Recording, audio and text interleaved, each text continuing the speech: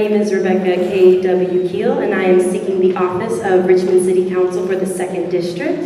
I am running because I am passionate, first and foremost, about social justice. I am passionate about advocacy. My background is in social work, psychology, human behavior, and gender and sexuality studies. I love people. That is really why I'm in this work. I also really am interested in the ways we have processes where people can engage in systems being local government, right? So I'm running for city council because I believe the process that we have right now for people engagement, for community engagement in the city is flawed. It is difficult and it can be better. I am also passionate just really about transparency. The ways decisions are made in the city right now, backdoor deals, sweetheart deals, people even knowing really where the table is, where those things happen, really should be transparent for more people to be able to be engaged. So, thank you. My name is Charlie Diradour, and I'm running for City Council in the 2nd District. Thank you all very much for coming out. It shows that you have an abiding interest in your neighborhoods. I share that with you. I'm running for City Council for 3 very simple reasons. One, education in the city is broken, and that is due to a financial stressor that we can fix. We can fix it with people who understand finance, and in 30 years in business, I have been able to work with others to get things accomplished, to get buildings built, to get businesses and small businesses put in the city of Richmond. Secondly, we have got to fix the potholes and the sidewalks. Our streets and our sidewalks look awful in the city. Again, another finance issue. And finally, public safety has always been a top priority for me. And right now, our cops and our firefighters are not being paid as they should be. They're being moved out into other jurisdictions or even into other states. We've got to fix these issues, and they can only be fixed with cooperative leadership and financial stewardship. Thank you very much.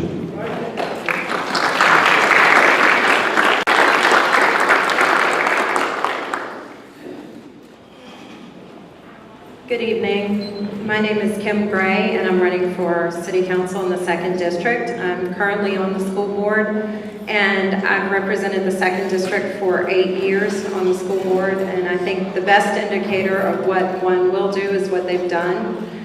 Brought about a greater level of accountability and transparency on the school board. Prior to working on the school board, I was honored to serve 2 governors, Mark Warner and Tim Kaine, on policy issues that range from transportation to social services to education. So I have the knowledge and experience that I'm bringing to the position, and I think that we have a mandate to make public education a priority for the city, and that's what I intend to do on City Council. Thank you.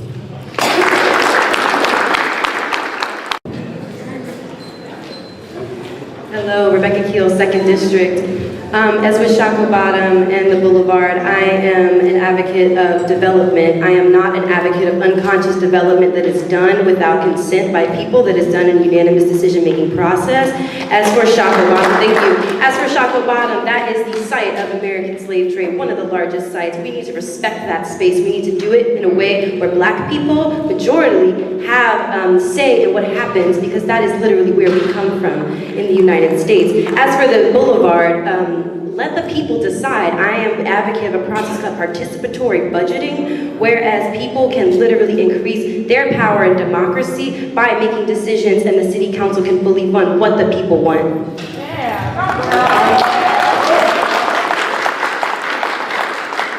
Mark, is the question what experience I have? The question is, what experience do you bring? So I'm going to answer the question. The question is, what experience do I bring to the process? That's very simple. I've been a developer for 30 years. I know that's a bad word these days to some folks, but I understand what an RFP looks like, a request for proposals. I understand what a RFQ looks like, a request for qualifications.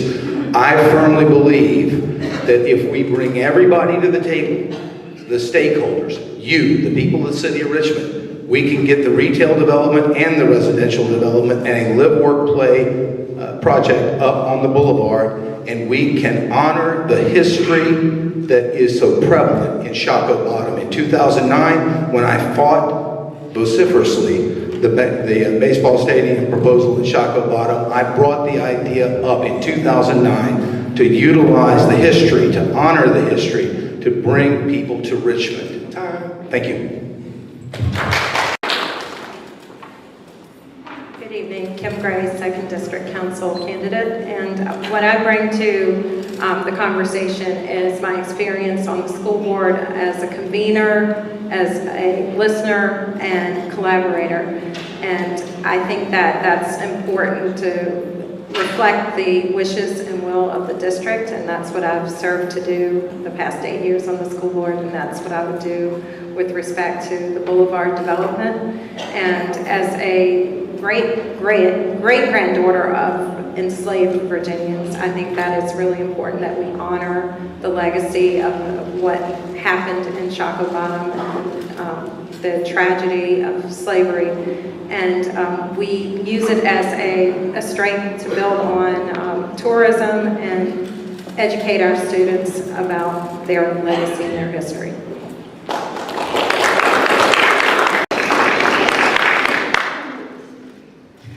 Rebecca Keel, South Council District 2. Since Section 3 applies to folks in public housing, and a lot of decisions about public housing are made by people who don't actually live in public housing, I would say that the people who do occupy those spaces should be able to make decisions about how public funding gets put back into public housing. We spend too much money on things that, honestly, a lot of people can't afford to do. We can't afford to go to a lot of the baseball games and really participate in the bike races, which the city lost a whole lot of money doing that in the first place. But that money going back into the community, there needs to be a process set forth where people decide where that money is going. Namely, people who live in public housing need to be at the table, and I don't think it's their fault not being at the table. I think it's the city's fault not inviting them. Thank you. Charlie Diradour, 2nd District Council. And Art, I do know what Section 3 is. However, let me answer a different question. We have got to get the City Council to get the Economic Development Authority in hand. The EDA has been issued the Redskins Park, Stone Brewing, and they are able to dole out these contracts, and we don't know how they're doled out. Under the bylaws of the EDA, the Economic Development Authority, they are answerable to the City Council, not the mayor of the city of Richmond. And the mayor has co-opted the EDA. That's where your money's going. That's why we have a $10 million fiasco in the Redskins deal, and that's why we have a $33 million fiasco in the brewery deal downtown. We've got to take control of the finances. Thank you. So I became familiar with Section 3 when we served on the Career and Technical Education Commission for the City of Richmond, and I learned a lot from my colleagues there about how our federal dollars were being handed out unfairly to specific contractors. So I think it's a question of fairness. I think there's also a gap in training. I think we have this real big thrust that every child has to be prepared to go to college, and I think that we're discounting technical skills. I think it's important to build entrepreneurial skills in our students and technical training so that they can be prepared to put forward bids, but those who are prepared are having an opportunity gap there because of the lack of fairness in the process, and that's what I would ensure is brought to the process. Rebecca Keel, 2nd District. I don't think it's a good or bad situation. I think Richmond is simply stuck, and I think it's because it's had the same old leadership that is steeped in histories and legacies of racism, of classism, of sexism, of transphobia, of homophobia, and of these structures that really are just oppressive. I think we're stuck. I think the majority of Richmonders, Black Richmonders, are stuck feeling that we live in poverty. We are living in an environment that has traumatized most of us. I'm a community organizer. I'm a social worker. I'm an advocate. This is what I would bring to the 2nd District City Council seat. Right direction, wrong direction question, basically. The citizens are in the right direction. Business is in the right direction. Arts is in the right direction. The government is in the wrong direction. The one thing I would do to fix that, bringing about accountability and transparency. If you get a tax bill in the city of Richmond, what I would like to see is a breakdown on your tax bill to show you what monies are going to education, what monies are going to infrastructure, and what monies are going to public safety. Where is your money going? We don't know where it's been going all these years. We need to start finding out. Thank you.